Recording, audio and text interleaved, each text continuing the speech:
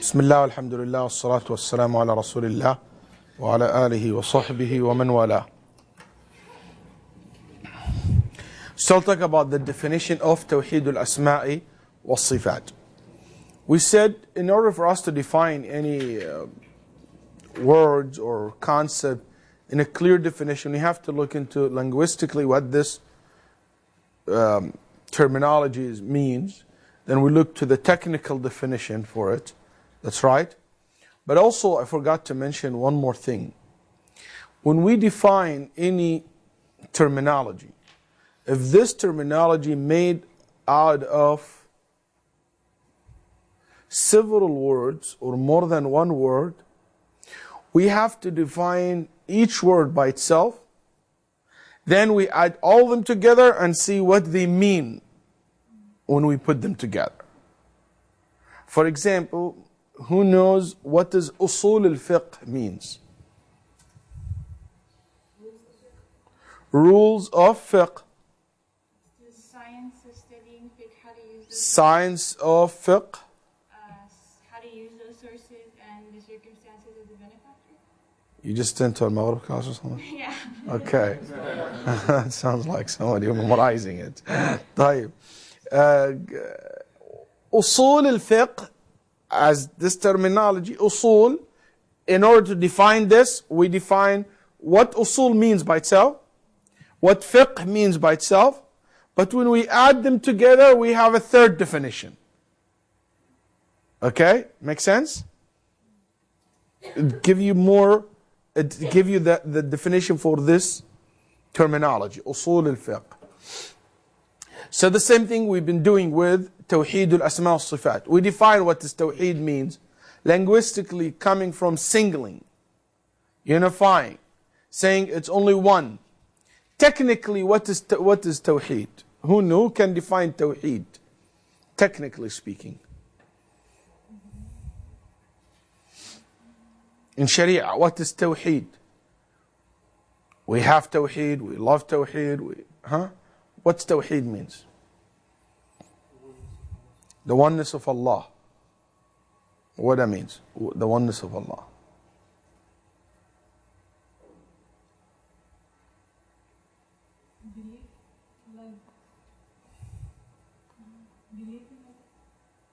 Believe in Allah.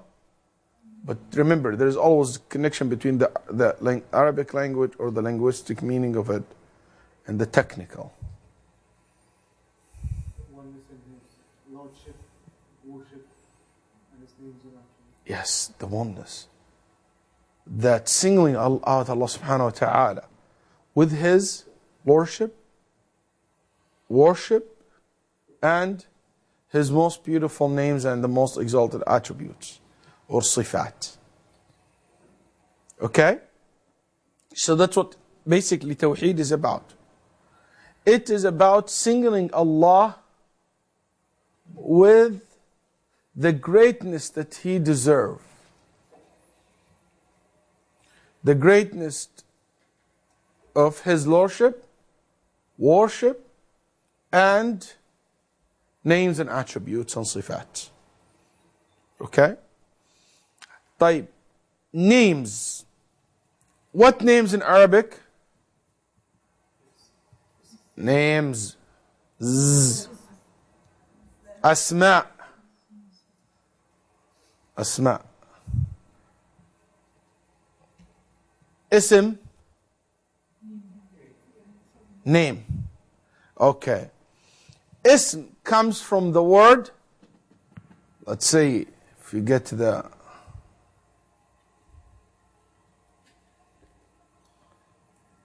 come from the word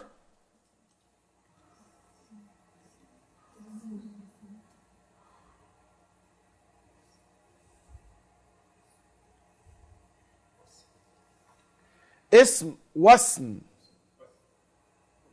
Wasm. Okay? Or ism comes from the word sumu.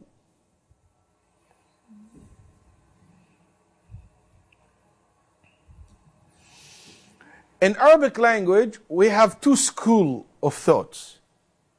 In Arabic language, there is two schools of thoughts. Basriyin and Kufiyin. The scholar of Basra and the scholar of Kufa. Of Kufa. Okay? And because of them, because of this two school of thoughts in Arabic language, that different school of thoughts in Arabic language developed for us a school it's called the school of at-ta'wil in the tafsir al-Quran. They are more towards ta'wil, which is going more towards the meanings. And another school going towards more being literally, understanding the Quran literally. Because one of them, which is Al-Basriyin, they concentrate more in the words, the structure of the words. And Al-Kufiyin, they more towards the meanings and defining the words based, and they are into the meanings more than the structure of the sentences or the words or the sarf, the science of as-sarf, ilm as-sarf. Anyway, that's not my topic, just off topic a little bit, but that's why that would help, or that would actually start the whole issue of madrasat al-ta'wil in the tafsir, and also affect the fiqh. That's why from Kufa, you'll see the Hanafi school of thoughts very affected by this, or ascribed by this school of thoughts, which is originally has to do with the Arabic language. Two school of thoughts in regard to Arabic language, and both are very strong and right in general. Anyway, but it's a different case when it comes to the tafsir or the Aqeedah. There is more in details into this, which is you study in Ulum al-Quran, when you study the history of the school of thoughts in tafsir. طيب. What I try to say here, you have two things here. So the word ism or name either comes from wasm or sumu, or sumu. This is al-Basriyun.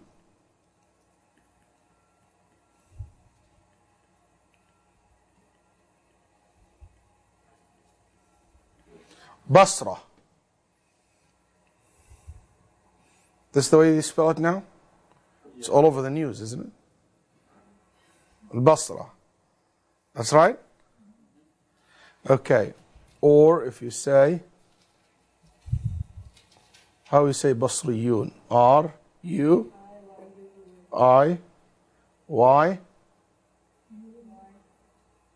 Again?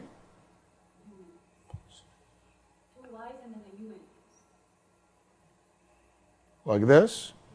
Basriyun. Okay. B-A-S-R-I-Y-Y-U-N. Who said it comes from the sumu? Sumu, it means high status, higher status. Sumu, it means when you take something higher. They said because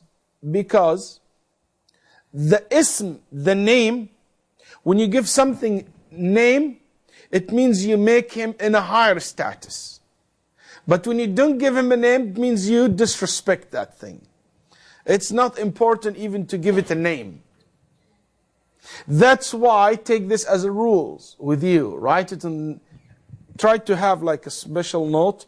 It's called rules that you learn during this course. It's a general rules. It will be very beneficial for you in your life. That's why as much as there is many names for something, it means that something means a lot to those people. When you give it too many names, it means you holding in higher status. That's why Allah has so many names. That's why Al-Quran has so many names. That's why Surah Al-Fatiha has so many names other than any other surah, because this is the greatest surah in the whole entire Quran. Which one? Surah Al-Fatiha. That's why you have the Prophet Muhammad has many names more than any other prophet, because his status is higher than any other human beings. Okay? The Day of Judgment, Allah gave it so many names. Why? Because it's a very valuable name. So as much as there's so many names for something, it means it is very valuable to that person who give it a name. That's why the Arab, because it's a very valuable for them, the sword. Because they are knights and they are fighters. That's why you find there is over 80 maybe or 90 names for the sword itself in Arabic language. And you find so many names for the horse. And some of them give so many names even for dogs, because it means for them a lot, because they take care of their sheep, they go travel with them. So mostly or mainly whoever in this language gives so many names and titles to something, it means this something has higher stat. That's why they said the word ism comes from. Okay? Other group said no, which is al-Kufiyun. Said from, is that the way they spell it now? Kufa? K-U-F-A-H? Okay. Kufa. Kufiyun will be K-U-F, what? Same thing? I-Y-Y-U-N. Or K-U-F-F-I-Y-Y-U-N. Whatever you want. Kufiyun. I like it this way. Kaf, ya, fa, waw, nun. طيب. You know the word Kufi? Okay, it's close to that. Kufiyun. The Kufiyun said, al-ism, name, comes from the word wasm. Comes from the word wasm. What wasm means? Wasm? Whisper? No. Wasm. Wasm. Wasama. Online. Anybody? Wasama. No cowboys here? Okay. Cowboys, Texas.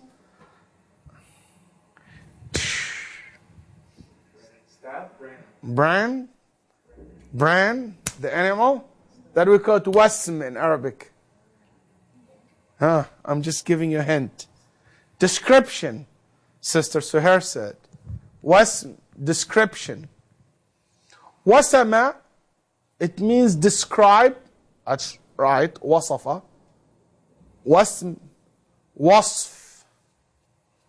It comes from the wasf or wasm.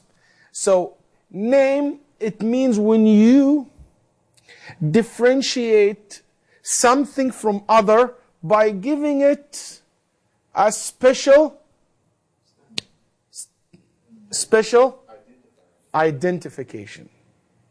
By identify it in a way to differentiate between these things and others. Like when you burn the cows, to differentiate between your cow and other people's cow. Distinguish it. So they said the name comes from the word wasm because it distinguishes you from others. So I will not be confused. It will be very helpful for me if all of you have one name. Because I didn't need to memorize all your names. Wasm, here.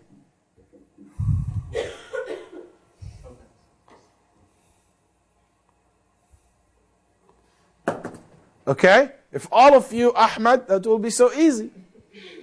That's right, Ahmad, sister Ahmad, brother Ahmad. You know, I'm done with it. I'm very, very, very grateful actually. Okay?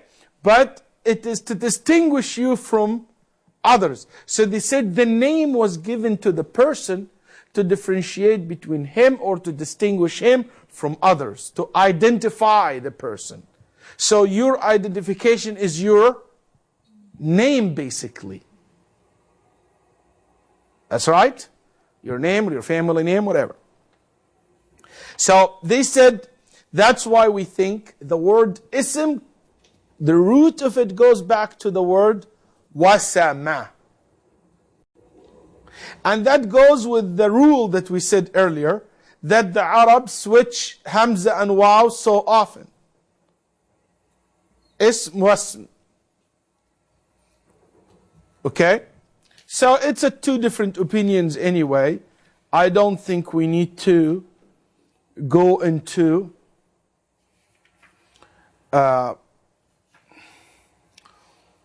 which one is more authentic.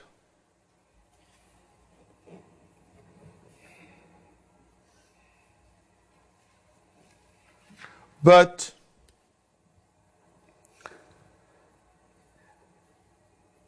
technically speaking, if this can help any one of you or benefit any one of you, Al-Basriyun's opinion is more closer to the structure of the it's more prefer as a term of pronunciation and look into the structure of the word. But Al-Kufiyun are, the meaning of their opinion is more stronger, So what do? You take both? No, the vast majority of the scholar, goes with the, it comes from the word sumu, the madhab al-Basriyin, the Basriyin.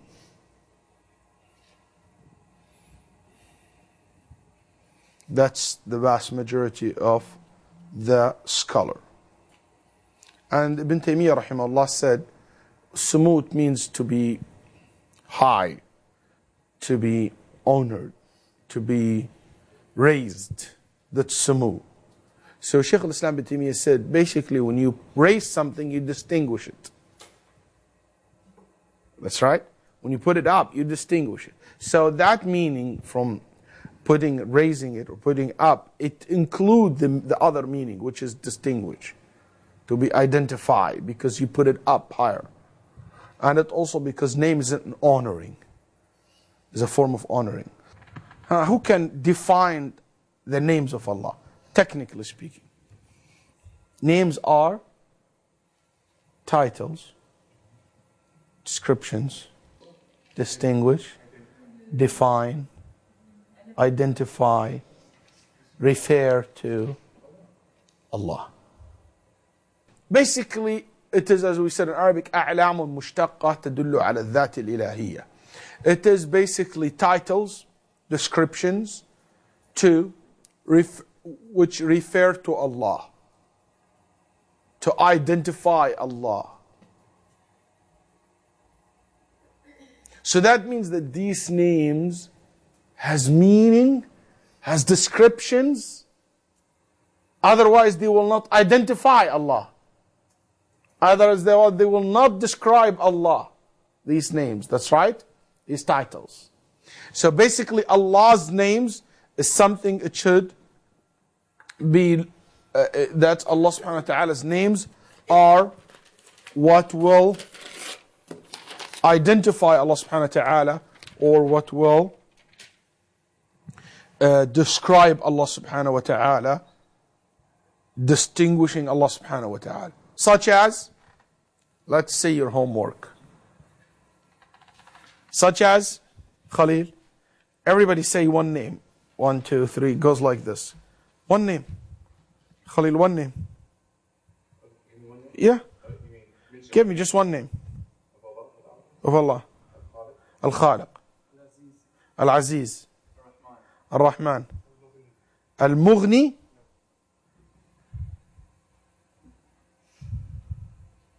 No, Al-Mughni is a book by Ibn Qudamah. But I don't know if it is a name. No. Al-Ghani. Al-Sami', excellent. Al-Malik الملك المصور الباسط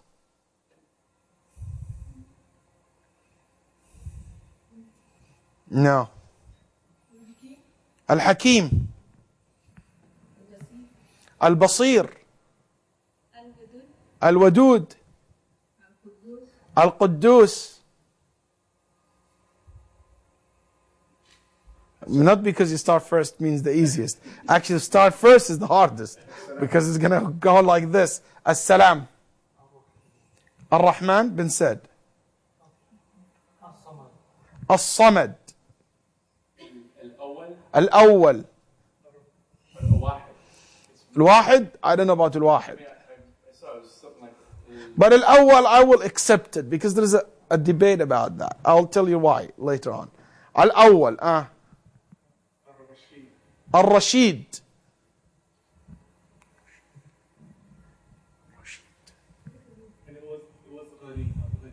I said that. Al-Ghani. Al-Rashid, I don't know. What's the proof for that?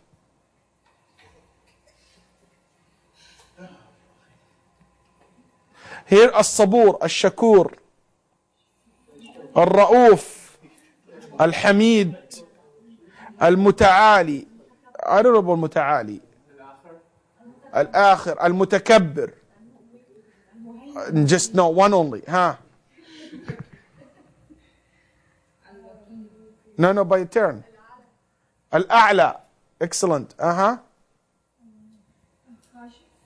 Al-Kashif. No. Al-Hayy. Al-Qayyum. Excellent. Muqallib al-Qulub. No. Not a name. Huh? Al-Aziz. Al-Haq. We already said Musawwir? Yes. Al-Bari. Al-Bari. Al-Ghaffar. ماشي. I don't know anymore. Al-Alim. Knowledge. But Al-Akhir is right? Yeah. Al-Awwal wal-Akhir is one name. But some would say two names. Al-Ra'uf. Al-Jabbar. Al-Latif. MashaAllah.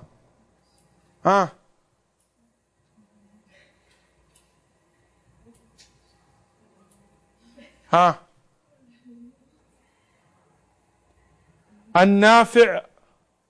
I don't know about that. Al-Barr. Al-Wahhab. Al-Bari. Al-Badi. I don't know about Al-Badi. As-Salam. No, Salam. I didn't. You said As-Salam? Al-Hafiz. I don't know about Al-Hafiz. I need to review that. To check on that. Al-Hakim. طيب. So are there 99, exactly 99 names? No, there are more than. So why would we have all these posters or pictures of 99 names? I mean, you're thinking this is it, that's all there is, 99 names. No. The 100th one, there's like this, there's 100, but we don't know what the 100th one is. I mean, I don't know if you've heard this. No. So none of this is true. No. And that's something we're going to study. That Allah has more than 90 names in Quran and in Sunnah. And we don't know exactly how many names He has. Nobody has that knowledge. Al-what? Al-Faisal? No. Al-Mateen. Excellent. Al-Mu'min. خلاص. Al-Shakur. Yes. Malikul Mulk. طيب. Al-Adl. Excellent. طيب. That's it. Good. I will read your paper. Don't worry. I'll take my time to read it. And I really thank the sisters who have sent me by email their papers and related to Allah subhanahu wa ta'ala's names and attributes that they collect. طيب.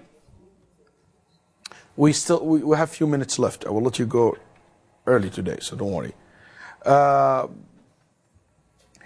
Allahumma salli ala Muhammad. So Allah subhanahu wa ta'ala, this is all these names. As-Salam, Al-Mu'min, Al-Aziz, Al-Jabbar, Al-Mutakabbir, Al-Muhaymin, Al-Rahman, Al-Rahim, Al-Ra'uf, Al-Barr, Al-Alim.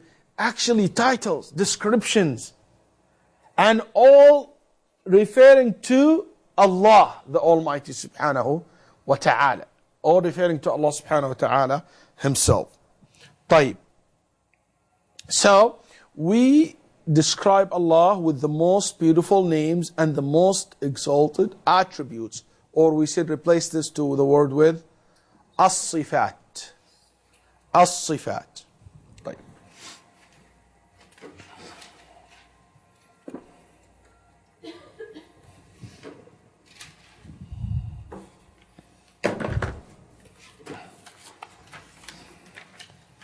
As-sifat comes from the word wasafa.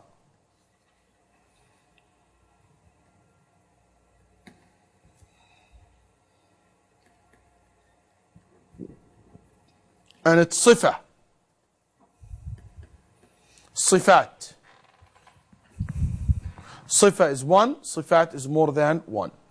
Wasafa, it means describe. So, as-sifa, it what will describe, again identify, distinguish. That's right. Okay? So the word wasf, it means I describe something. I distinguish something by describing it, identifying it by giving a specific description, telling about it. Okay? So as-sifat, it is a description. It is something belong to someone. Okay? Allah subhanahu wa ta'ala describe Himself. Or in other words, identify Himself to us through names and through descriptions. And these descriptions, these sifat, could be meanings. Could be certain meanings that He wants us to know about Him. For example, to know that He is a loving God. A loving Allah. He is a loving one. Wadud. Or yuhib, He loves you. Yuhibbuk. Okay? Allah subhanahu wa ta'ala tell us about Himself by telling us something also about another meaning. Love is a meaning thing. It's a meaning, that's right. That's right, it's an attribute. Sah? That He is merciful. So mercy, another attribute. Wise, another attribute. Wisdom, which is wisdom. That's, you following me? Huh? He has will, which is mashi'ah or irada. Power, capability, knowledge. Okay? And again, Allah subhanahu wa ta'ala describe Himself and identify Himself by description which is related to some of His actions. In the day of judgment, Allah will come. Allah will judge. Allah will punish. Allah will reward. How many actions here? 4. He will come, He will judge, He will reward, He will punish. He will talk to you. He will meet you. You see, all this, something to identify Him, to describe Him, to give us clear view, clear understanding of the nature of this one that we worship. Okay? Allah subhanahu wa ta'ala above His throne, above His creation. Another description. Okay? Or in another word, if you want to use that, Allah settled on His throne, above his throne. On his throne above the world. Allah hears and sees. So that's another verb. And also Allah described himself by saying that he has two hands. And Allah has face.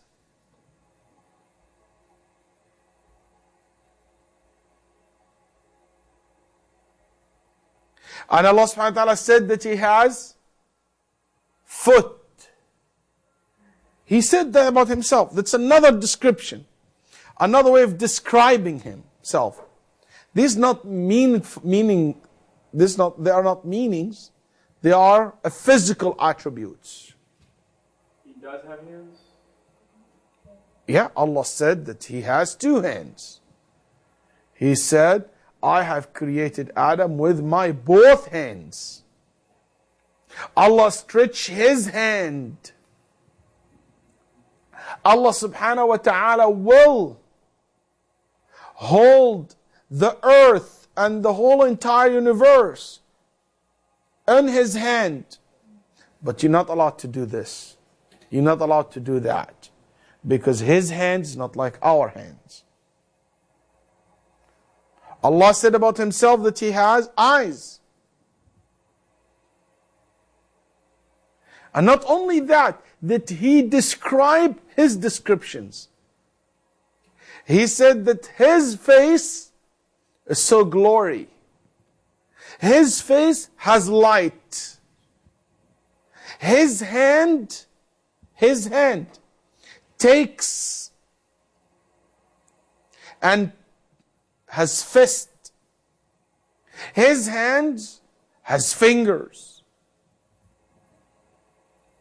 Allah, that's how he described himself. And all this came in the authentic narrations. And also in the Quran, some of them. So basically, Allah's sifat,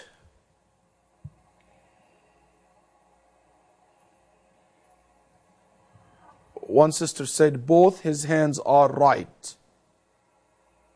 Yeah, but you have to understand, both his hands are right. It doesn't mean both hands on the right side. No. It doesn't mean that. Both his hands right, because we don't call left. Left in Arabic language is a negative description. It's a negative. That's why we call both are right. Both are right, but not both in the right. Anyway, and we don't go on details because we don't know how he is to know how his two hands looks like. That's something belong to the Almighty Allah subhanahu wa ta'ala.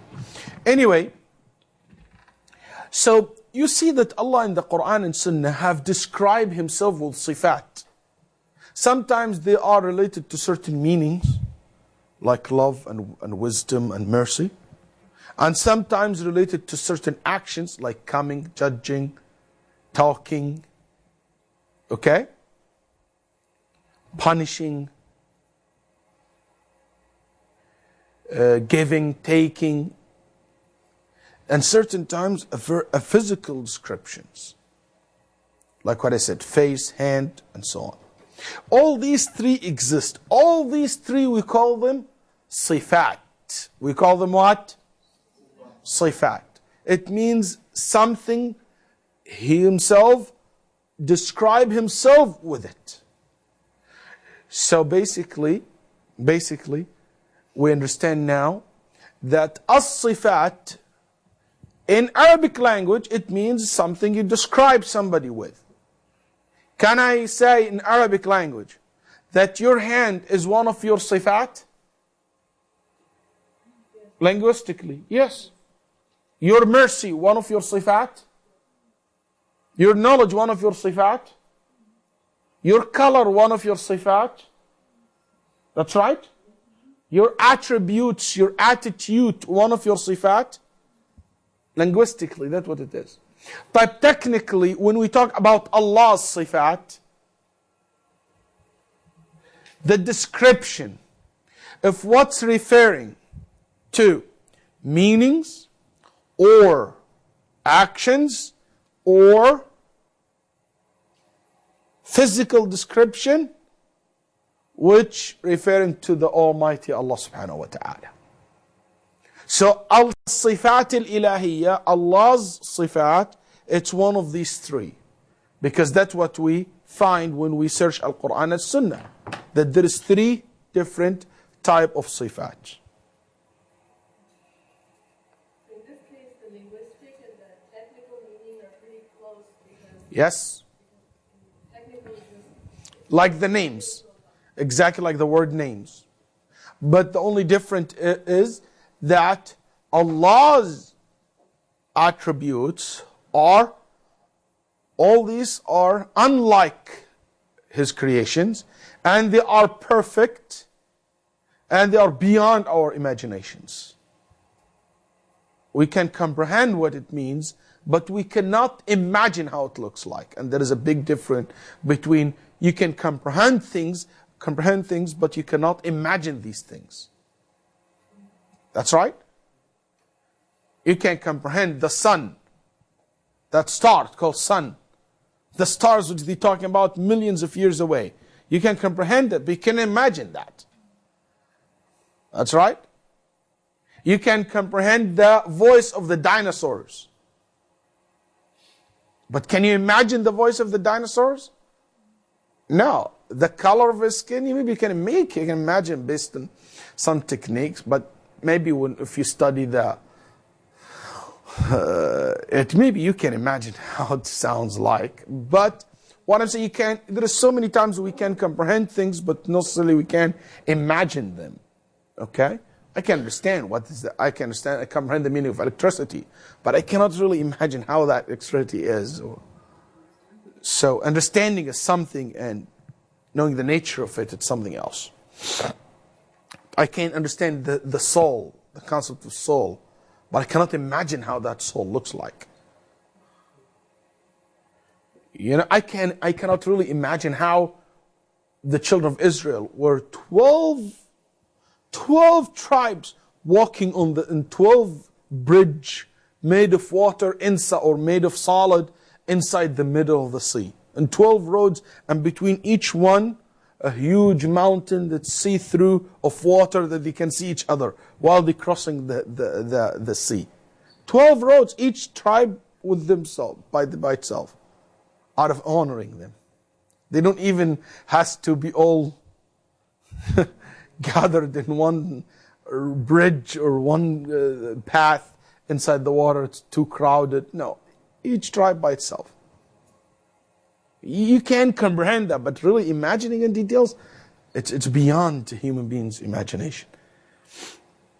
To turn a stick to a snake, it's something beyond your imagination.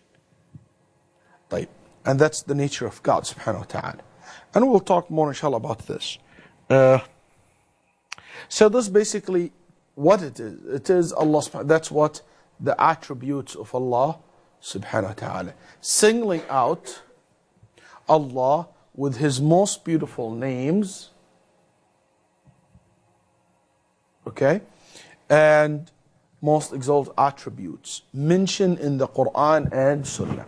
So attributes of Allah and names of Allah, sifatullah and asma'ullah comes only from Quran and Sunnah. Okay, there is any beautiful exalted sifat Allah can be described with are not in the Quran or Sunnah?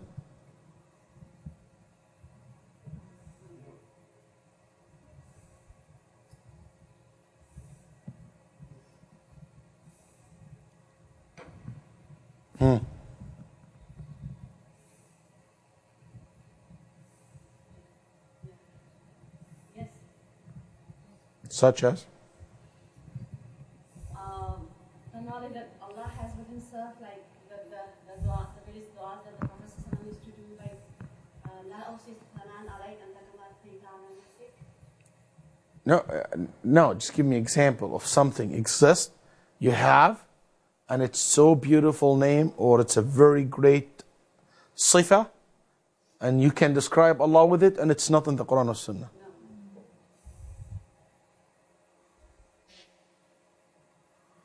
I would say yes, but I don't have an example. Okay, absolutely yes. And we do this all the time. We do this in our dua all the time. We say, for example, Ya Kashif al-Ham. You call Allah, you give Him this title. Kashif al-Ham, the one who removes calamities. There is no word called, there is no name in Quran and Sunnah called Kashif al-Ham.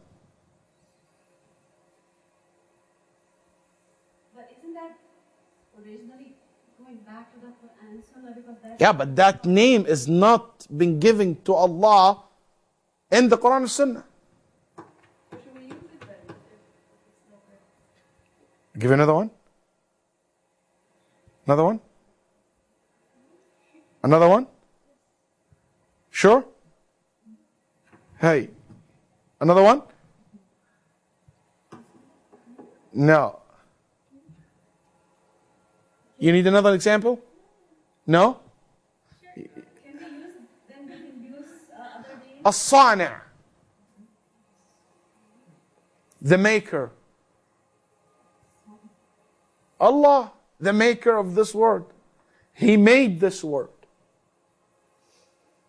The word Sana'a, made, never been used in Quran and Sunnah. Assalamu alaikum.